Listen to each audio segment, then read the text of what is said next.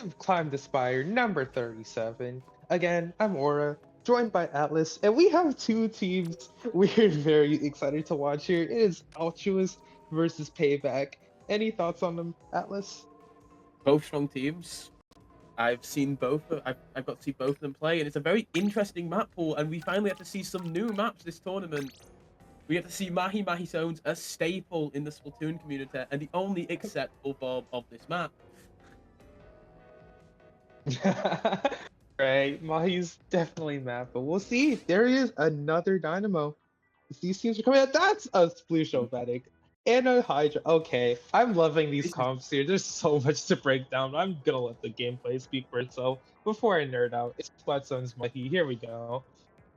this has been a very fun tournament. We've not really seen many similar. Every comp has been unique in its own way, and everyone has very much brought their own way of playing the game. And I think that's not just a tournament. That is a Splatoon thing in general. This game is so unique in how you can play it. Mm-hmm. Right. It's Payback now getting the first hold here. They were the ones to take the Splat Zone first, and this 96 gal very close to Vac. I've played Vac gal on this map too as well, and I know it can be very strong with holding his own as it comes out here, backing the people on the right side, two looking to shut it down. They're not able to do so, and three down now on the side of Altruist. It's just that 52 gal, I believe, and they're gonna have to find a way back in. You really got to look at Payback's comp. It's very stally, really. Two Splatlings, a Minute, and the Vac and Sploosh, because Sploosh is here. Uh, who doesn't love a Sploosh? The special Right. here are very much going to help Payback hold, and Right. well, holding they might have as this game could be over, but no, ooh, very close to Oh, Payback. But this game does get to go on, and we get to watch more entertaining Splatoon. right. Yeah, it's two down go on this, two go down on the side of Payback. Mini able to trade out another, but that was very clutch on the side of Altruist. That was ready to call the game right then and there. But again, these comebacks, these moments just keep happening to prove me wrong. But yeah, Payback's comp very unconventional, but they have a lot of short range paint and a lot of speed. As you see, this mini holding down the left side, able to get a pick onto that 52 gal, looking for another in the left corner, but not able to find it. It's Altruist is getting these ticks on the zone deceptively. Like they've been holding for a while, as the zone is all the way down to 26. The Inkvac trying to say something different, but Atlas, this zone is counting down and fast. This has been a game of two. This has been a game of two stories. Both teams holding, but Altruist are just better at holding it for just a Goodness. fraction of a second longer. Oh yeah, it's in a complete reversal. Altruist takes game one over Payback. I can say this, these games have been unpredictable. I did not expect it at all, but I'm very here for it. We're What an always here exciting game. for the game. The more unpredictable, the better. We get more entertaining games, and we get to have more fun casting. Yes, of course, but I wanna highlight, I believe and correct me, somebody from Payback themselves can correct me if I'm wrong. I believe their comp has changed slightly. I think I remember them playing a Blue Dapple in the past, if I'm not mistaken. I also don't remember them playing Mini, but the last time I have seen them play was a while ago, so things definitely could have changed. Their comp is it seems very fast and very mobile, and again, very good on lockout, but I'm not so sure on the holds here. Like they were, or on the retake rather, like they were shut out pretty hard by Altruist.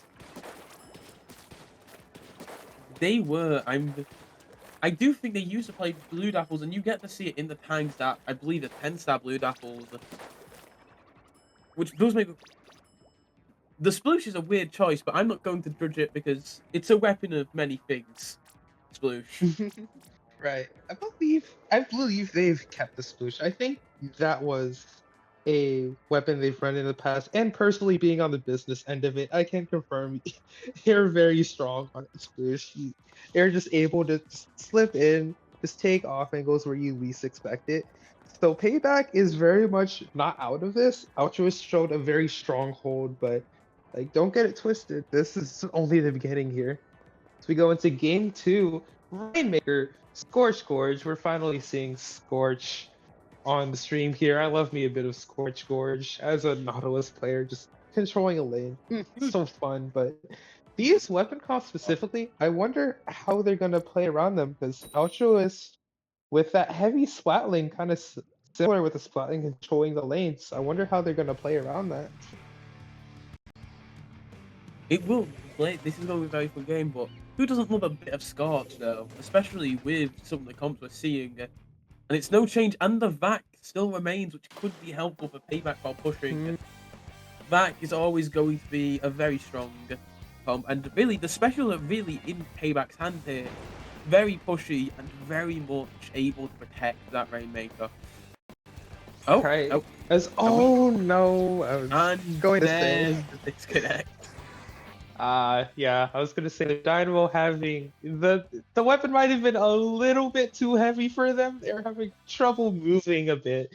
The unfortunate DC, but we get to talk more about the comps at least. Like you said, yes, Vac very strong on Rainmaker. In fact, probably where it first got its claim to fame. It's just being able to pop that like invincibility cone and just force your teammates through to the checkpoint. It's a very strong option. I'm excited to see how they'll like utilize it here. Yeah, this is a. We love the comps. These are both two very interesting comps. This we're gonna see. The question is, who's going to get the first push? We both know both these teams are very light pushing up. They're quick. The question is, who's going to get that first push, and how they're going to hold? Because we do see the holding and the pushing, and it's a back and forth. It's going to be a back and forth between these two, I feel. Exactly. Let's see how they play it here. One going down early on for both teams. That's the splooge for Payback and the blaster for Altruist. Altruist losing a little bit of that ledge camping capability, but it seems like they're fine holding mid on their own. Blaster goes down again though, and Payback has a Zuko online. This may be able to find some value. Well, let's see how it goes as Dynamo holding strong, painting both of the sides, keeping their teammates in it. But getting kind of poked out here, they will get the assist though. I know it's just going to slow down a bit. I feel both teams waiting, and just who is going to make the first move is the question. And exactly. It's a perpetual battle in this middle, as both teams are fighting but struggling to truly get back into mid, and it feels like we're seeing this repeat. It feels like set 2 all over again, where both teams are coming in this back and forth mentality, where you never really know who's going to make the first move and who could take the win. Right. And the Rainmaker doesn't get much further than that, as we do see Inkbat get Hop and Booyabomb with it. Right. I'd like to note here, I think Payback has been playing a little bit further back than they were in game 1, where yes, they don't get to occupy as much space, but they are punishing Altruist. I feel like Altruist has gone down a lot more in this game than Payback has, yet Altruist has been the one basically keeping mid control despite the picks, so I'm curious to see how this game evolves. Looks like Booyah Bomb came out on the side of Payback. Vac as well, but tries the flank, but the impact doesn't die. And it's only just Rainmaker left. Never mind that mini falls, and Altruist can try and make a move here on his first, but that Rainmaker falls, and this could be opportunities for Payback here. Try and go for something. Right, exactly. Like, they've got that Booyah Bomb out again. Their Hydra is in the flow state, being very aggressive here, so finally pick up the Rainmaker. One down on the side of Altruist. Zuko coming out as well, trying to find a pick. Gets one onto the Dynamo, I believe, but two down on the side of Payback. as the Blaster takes this flank on the left side here, is punished by the Mini, but the Rainmaker is stuck now on that side, and Mini desperately trying to defend it. They managed to stay alive for the time being, keeping that paint up, but I'm not sure if it's going to be enough. Yes, the Rainmaker goes down. They're only pushed to 97, and it's 3 minutes have gone down already. Think I've seen a game of Rainmaker scores quite like this, where there's only been 3 collective Rainmaker points, like scored by both teams.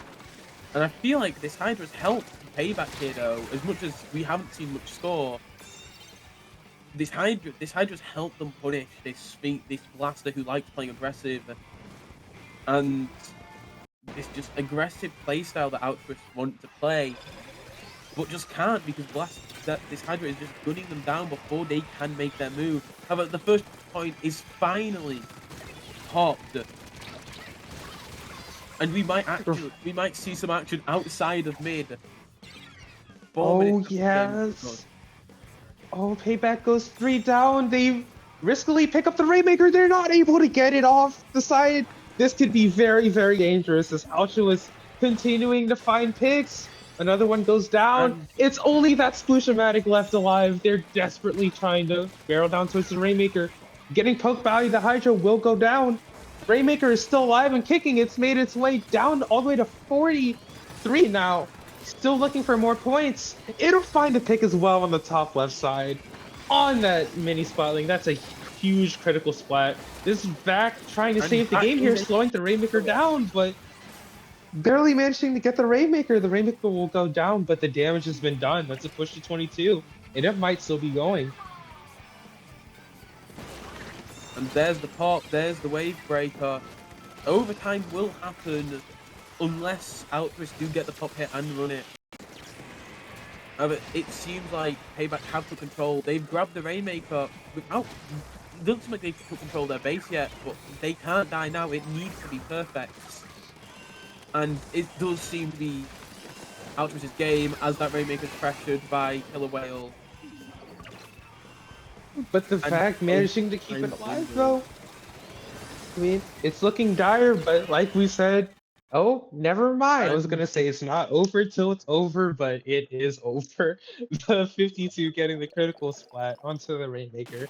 And Altruist takes the set 2-0. This is still play all 3, but they will win the set with 2 games in their favor now. Payback now are just gonna have to do damage control and try and take a set. Let's have a look at the group standings to see where people are shaping up for bracket. Right, yeah, that's a good point. Because damage control is a very good way to say it, because I've personally been in those tournaments where that one game that you managed to eke from that set is the difference between making that higher bracket and that lower bracket. And interesting enough, both teams are 2-0 in their group. So this could potentially make a difference. We'll see how things actually shake out. We have a dropout in this group from last minute, so both teams beating. We'll just put both of them straight into upper floors, and it doesn't make this as meaningless as it doesn't make this meaningless. However, there isn't as much pressure on Payback to win this next game. So you are correct. Both teams making it to upper floors, but yeah, it's still what this does mean though, even if they do both make it, which team goes into the bracket with momentum on their side, right? If Payback can even steal one game from Altruist and they get that game win, like that might just be the difference between going into bracket with a win in your belt versus going into bracket after an 0-3 set. So we'll see if Payback's able to pay back and scrape one back right now. I'm just gonna have a quick look at the other groups. Now I have lost their set against Nelson Free and have put them bottom of the group. However, Shadow Legion did beat Deutschbahn in their set, meaning Shadow Legion will also join Nelson Free in the upper floors, meaning that it is now all about who can gain the momentum going into going into bracket and who can use that momentum into turning it into a game. and a win of Hmm. this tournament as a Right. whole.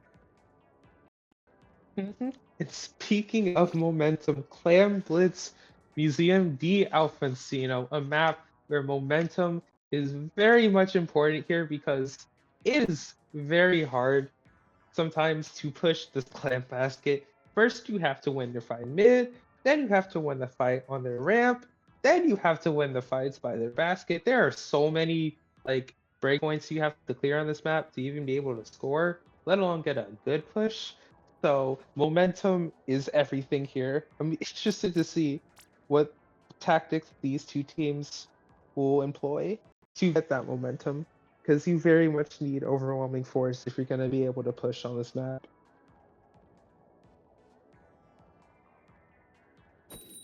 We will see, but will we see any comp changes as well as Payback try? Will they try and change to see if something works here, and if they can keep that space and even just get a win here? Exactly. And the same comp for Altruist. However, Payback deciding to go with the vanilla paintbrush. I believe that's Curling Bomb and Wave Breaker.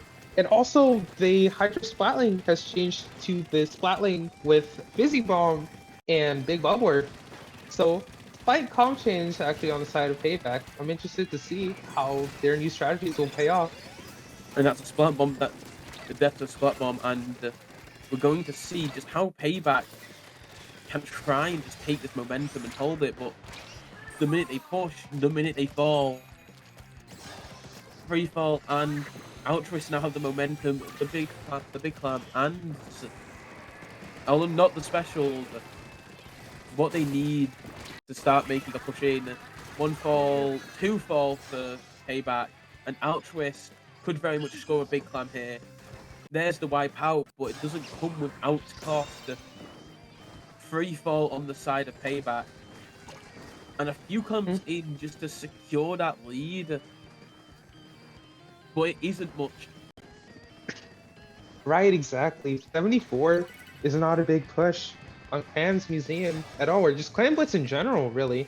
I mean, Altruist is still poised to make another push here, so credit to them that they didn't exactly team wipe, and they're still giving themselves an opportunity, but I'd imagine you want to get a bigger push than that. 52 is going to try and make that happen now with this killer whale looking to score the ball. They get their wall up, trying to look for the pick. They trade with the Hydra, but two down on the side of Altruist. And the Oh, blaster tries to sneak through, but they missed the ball. This is so unfortunate. is it possible to score here, or is it dead? It is a dead ball, and Altruist are gonna have to lick that wound and just come back, as they do have another ball, and the Altruist do just have the clam control here, clam after clam after clam, big ball after big ball, and they really aren't struggling to hold this match and its control at all. As Payback just struggle here, as he Right. Like, changes, although May doing something aren't doing enough for them to continue this fight and let them push. I'll just have right, all the pressure exactly. on Yeah. them. Hmm. Yeah, The I big was gonna bubble does say, go really. out, but Mhm. Altruist aren't just waiting and taking their time. And they have all the time. Even they have 2 minutes, and they have the clam economy to take their time and just the map control.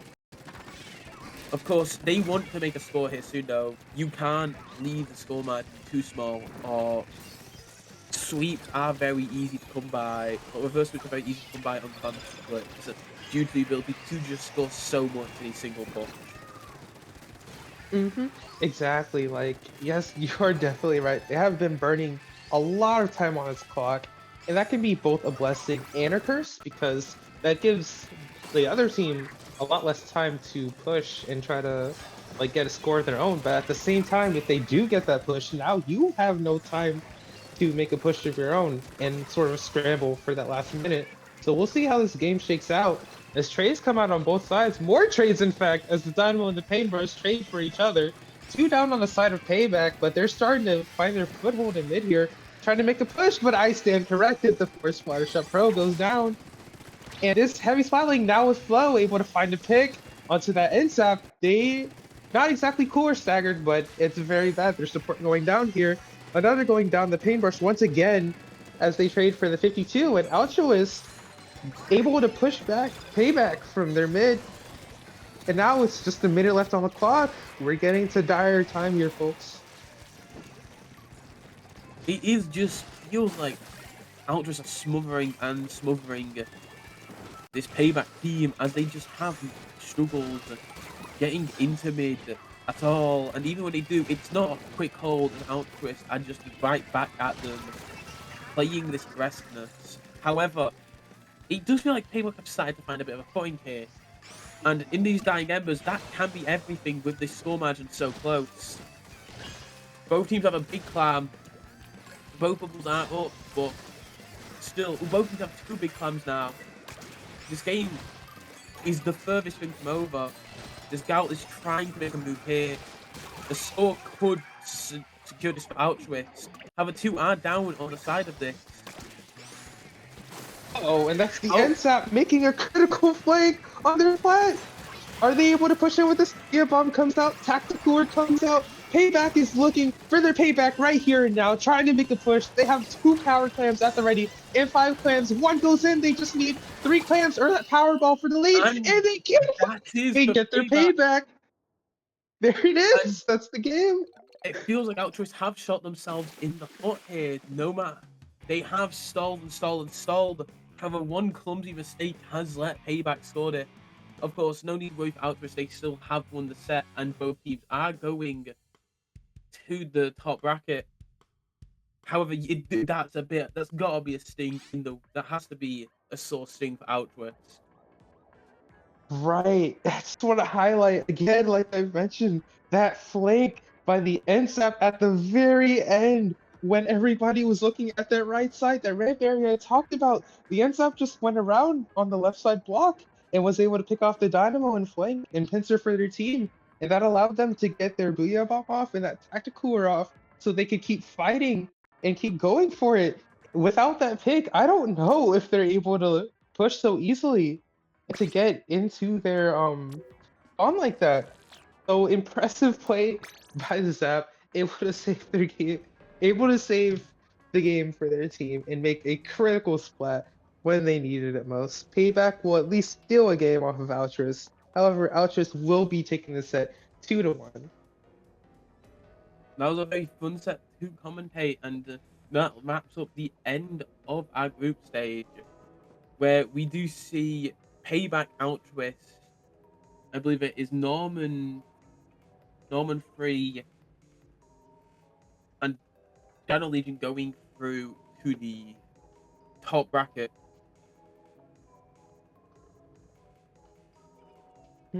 Right? Well, that'll do it. That'll be it for us for this group stage. However, there's still the bracket stage yet to come, but before that, Atlas, where can the people find you? You can find me at Atlas the Alchemist on Blue Sky, and also at Atlas_Alchemist on X. And this has been a very fun tournament to cast, and I will hope to see you all around another time. Yes, exactly. This has been very fun indeed. And don't go anywhere. There are more fun games to be had. The bracket stage of Climb the Spire numbers 37 will be happening soon. Stay tuned.